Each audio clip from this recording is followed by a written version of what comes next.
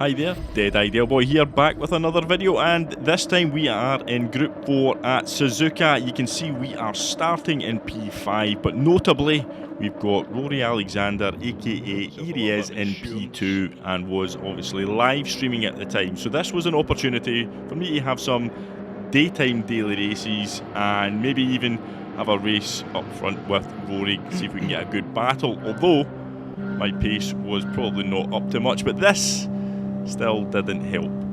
Unbelievably, the game inexplicably freezes. You can see the camera's still rolling, I'm still moving. The game has now just decided to freeze and then suddenly restart, but without giving me any warning, and we've got a 10-second gap all of a sudden to make up. So it was just absolutely bizarre. I have no idea what happened to the game, to my car in that 10 seconds, because it just disappeared from the realms of history. Even checking back the replays, we can't work it out. But by the end of the race, this was the kind of most notable thing that happened to me in it. We were just behind here as Interceptor intercepted the British driver in the Peugeot and unceremoniously knocked him off the track at Spoon, and we were the big beneficiaries of that, picking up 2 positions to finish a notably lowly 12th. But that was probably a decent result considering we gave everybody at least what could have been a 10-second gap. It was just so frustrating because I knew that was probably my only chance to try and get a decent race at that time. You can see here, looking back on the replay, we just don't know what happens to the car. We're just trundling along, get ready to start, and then everybody's off into the distance and we've lost 10 seconds. It's quite bizarre. Looking at the clock here, it goes from 0, it's the fastest 0 to 10 seconds I think a human has ever managed in a sports car. You can see here, off we went, 0 to 10 in no time at all, so very disappointing. But we didn't give up there. We went back later in the day, the cameras weren't rolling, I just jumped on, I wanted to see if we could get a decent race in, and well, you wouldn't be watching this and I wouldn't have made a video of this race if it wasn't full of drama, and believe you me, it is. Now, stick with me here. As I said, Group 4, Suzuka, only 4 laps, so not the most appealing race to most people this week, but my goodness, it can deliver some drama. And you can see here, we're up to P2 in quali now, managed to get into the 207s with the qualifying time, which is probably a bit faster than our race pace was actually, but where we are is where we are. So P2, and while we're rolling down the start line, ready to go, subscribe to the channel, help us get to 10,000 subscribers. It would be massive if you could do that.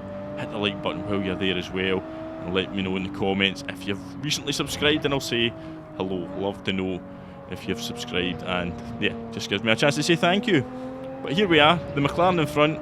We're going to try and keep with him through this initial part where he's probably a little bit better. The car's probably a little bit stronger in the handling department than the Supra, which is a little bit sketchy. The rear end does like to step out every now and again, so you've just got to watch, be careful and get ready to catch the odd slide. It's one of the sketchier Group 4 cars, to be perfectly honest with you. That McLaren, it's absolutely planted. Any time I've driven it, it's been thoroughly enjoyable. So we've managed to make it through.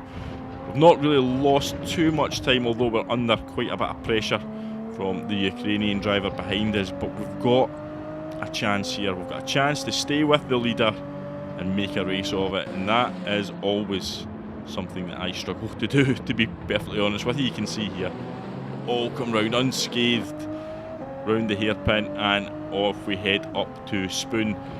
Now, Group 4 cars, they're obviously very well balanced at the moment, so there are quite a lot of cars you can choose from. I've seen Jaguars in the race, I've seen Peugeots in this race, Porsche, McLarens, but the Supra is dominating the leaderboard, and well, I don't really have time to test out my pace in the rest of these. I just jump into what's good on the leaderboard, load up a ghost, and try and replicate that lap as best I can, which is normally not that bad, but yeah, quite a bit off the pace in this race. But as I said, we've managed to keep it in P2, and we are still well within the sights of the leader. So coming up here, I wasn't really sure where to brake because of the slipstream, but we managed to just about get it done. But we do send it in a little bit deep, and you can see how much of an exit advantage the McLaren has as we exit the Casio triangle. But he's obviously aware that we've got a bit of pace as he goes over to the right hand side to try and defend, try and break as much of the slip as he can, and he's getting away a little bit at 0.8, well, 0.8 of a second ahead now as we head round. Obviously turn 1, which is, well, turn 1, turn 2, it's really quite difficult in the Supra. You've really got to be careful. If you brake too hard, your back end will just step out, so you've kind of got to feather the brakes. But if you nail it just right, it's really satisfying, and you can get some really quick times out of this car. But round the S's, we've really got to try and, as I said, maintain a smooth run if we want to try and stay with this McLaren, which is just starting to edge out a little bit. We've still got, well, 7/10, but we've managed to gap the car behind, the Ukrainian behind. He's dropped to just over a second, so threatening to turn this race into a 2-car race, which, to be perfectly honest with you, would suit me nicely, because if I've got pressure behind me, that's when I tend to crumble, bottle it. I don't know how many of you guys are out there. Let me know in the comments what it's like if you've got pressure from behind. Do you fold like a pack of cards, which is what I tend to do? But we're working on it, we're trying to get better, and as you can see, we managed to gap them a little bit. However, the gap to the car in front is also starting to increase. He's starting to exert his sort of slightly better race pace than we have, and that is going to be, well, something we've just got to try and live with as we head down the back straight towards 130R. You can see he's opened the gap up to just over a second, and the gap behind, though, crucially, has came down to under a second, which is not great for me because it means I'm losing the car in front, I'm losing its slip, and the car behind is gaining slip. So, well, by this point in the race, I'm starting to think this is a battle for second place now. It's a battle for second, and I really do want that second position, to be perfectly honest with you. I want the DR, I'm not going to lie. I want as much DR as I can, because it helps if you're going to do a GT World Series. You want to try and pit your skills against the best, well, the best that you can possibly race against, and that's kind of what I'm trying to achieve here if I do decide to take part in that GT World Series. You can see here, coming round again, turn 1, the gap is closing behind us.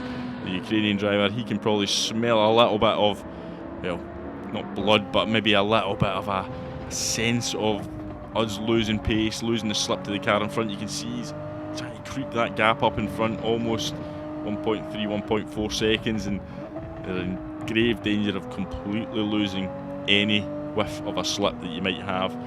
And as I said, the car behind will be well aware of that. So coming round the left-hander into Degna 1 and Degna 2 is going to be crucial, because we really need to be smooth and quick through here if we want to maintain P2, and we managed to do it quite nicely actually when we come up through the sector, and you can see we actually go purple there, so we're the fastest man on the track at this point, but we ended up making a little bit of a mess of this corner. We just didn't get the rotation and on the acceleration well enough. You can see the gap actually starts to increase to the driver in front, and the gap to the driver behind starts to come down a little bit. So, as I said, looking at the radar, we really are now playing for second position.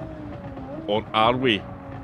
Well, at the moment, yes, we are. But stay watching, stay tuned, because not all is not what it seems as it stands. But you can see there, P3, the Ukrainian, drops it coming out of Spoon, so he actually was first to crumble under the pressure, not me for once, and we've now got a healthy gap to the car behind, and that actually started to free me up a little bit. I started to feel a little bit more comfortable, because we've only got one lap to go, and I was pretty confident that P2 was in the bag, and anything else was a bonus. Now, as we exited the Casio triangle here, I noticed that the gap was actually down a little bit. He hadn't managed to increase it in that lap, so we sensed that there might be, maybe he was looking in his rear view mirror a little bit, and I actually said to myself as I was driving, come on, just give me something, make a mistake, and then this happened. You can see up ahead, he loses it, and in my excitement of that, I almost lose it, and we almost come together. That was honestly one of the closest moments. I had no idea where he was coming back on the track. He probably didn't know where I was coming back on, and we both almost took each other out, but miraculously we didn't. and the status quo is maintained. Now, I couldn't believe what had just happened when I seen him go off at turn 1, and as I said, I just got a little bit excited. I just hit the brakes too hard because I thought, I hope I don't follow him off, so I was a bit overcautious on the brakes. And as I said before, the back end steps out in this car if you hit the brakes too hard, and it almost took me off onto the grass on the right, but we managed to save it, and somehow he managed to get his car back on track and stay in front of me. So I was relieved, but I was also quite gutted because I thought that was the win. All I had to do was take turn 1 normally, just normally, not even that well, just a normal bog standard, keep it on the track, and I would have been past him, and I think that would have sealed the victory. However, what I do now know is he is not without a mistake. He is probably looking well in his rear view mirror now, or in his radar, because we're right on his tail as we head down to 130R and we get a good exit. So we're heading down, 130R approaching. Now this is a big moment because he's staying to the left. Is he going to defend? He thinks there's a gap that's going to be enough, so he moves over to the right, we move over to the right, and I just eased off a little bit early so I could get the exit, and we get the run out. We've got a run now. What's he going to do? He's going to stay to the right. We're going to move to the left. Now, there's contact there as he almost nudges me onto the grass, and it just unsettled the car, but we managed to hold it together. There's then contact on the exit of the Casio Triangle, but we've come out ahead. We're going to win it. We're actually going to win a daily race, and we've done it. We've won the daily race.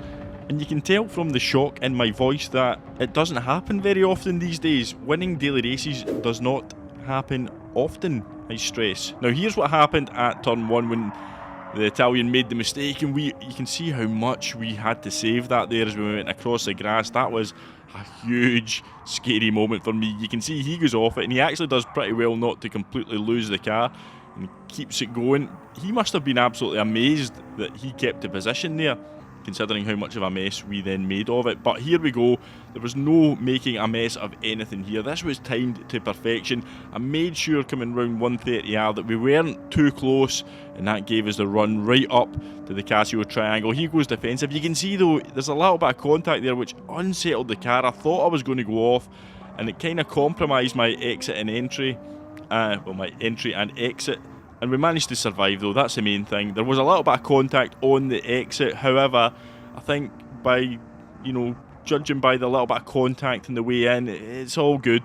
I think that's just elbows out, you're going for the race win.